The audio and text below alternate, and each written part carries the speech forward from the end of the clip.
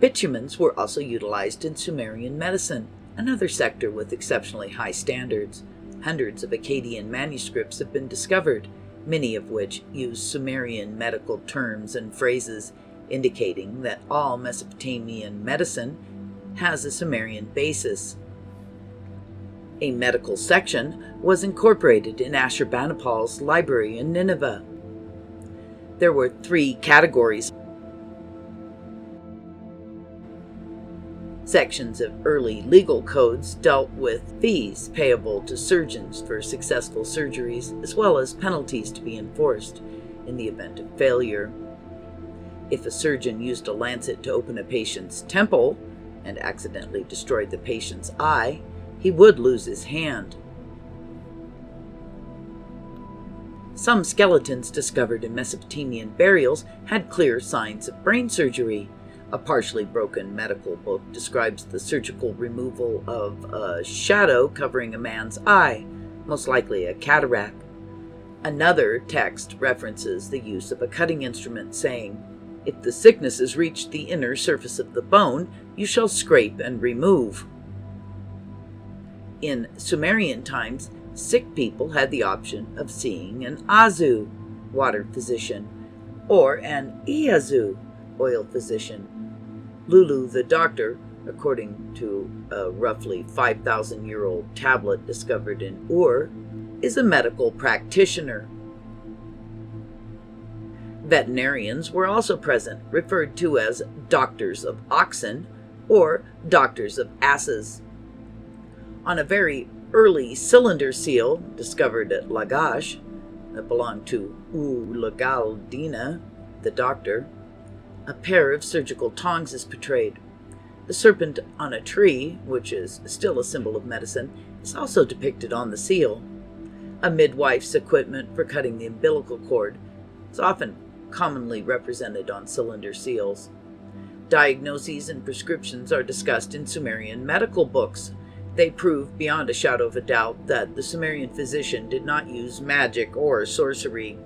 Cleaning and washing were suggested, as well as soaking in hot water and mineral solvent baths, using vegetable derivatives, and rubbing with petroleum compounds. Plant and mineral-based medicines were combined with liquids or solvents appropriate for the application procedure. The powders were blended into wine, beer, or honey if taken by mouth. They were mixed with plant or vegetable oils if poured via the rectum, or administered as an enema. Alcohol, which is used in surgical disinfection and as a foundation for many treatments, came to us through the Arabic word kol, which is derived from the Akkadian kuhulu. Medicine was taught in medical colleges using clay models of human organs. Temple rites required complex dissections of sacrificial animals, only a step removed from equivalent understanding of human anatomy. For the Sumerians, anatomy must have been a sophisticated science. Several cylinder seals and clay tablets represent humans laying on a surgical table, surrounded by teams of gods or people. The Sumerians and their predecessors in Mesopotamia were preoccupied with matters of life, sickness, and death, according to epics and other heroic works. Gilgamesh, a king of Erech, was on the lookout for the tree of life, or a mineral or stone that might grant endless youth. There were additional mentions of attempts to resuscitate the dead, particularly if they were gods. Upon the corpse hung from the pole they directed the pulse and the radiance, 60 times the water of life, 60 times the food of life they sprinkled upon it, and Inanna arose. A scene of medical treatment illustrated on a cylinder seal dating from the dawn of Sumerian civilization strongly suggests that radioactive materials were understood and employed to treat specific disorders.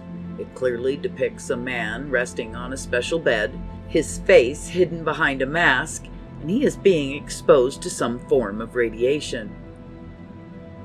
Were there any ultramodern methods known and used in such revival attempts about which we can only speculate?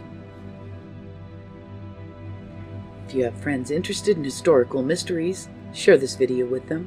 It really helps us out a lot.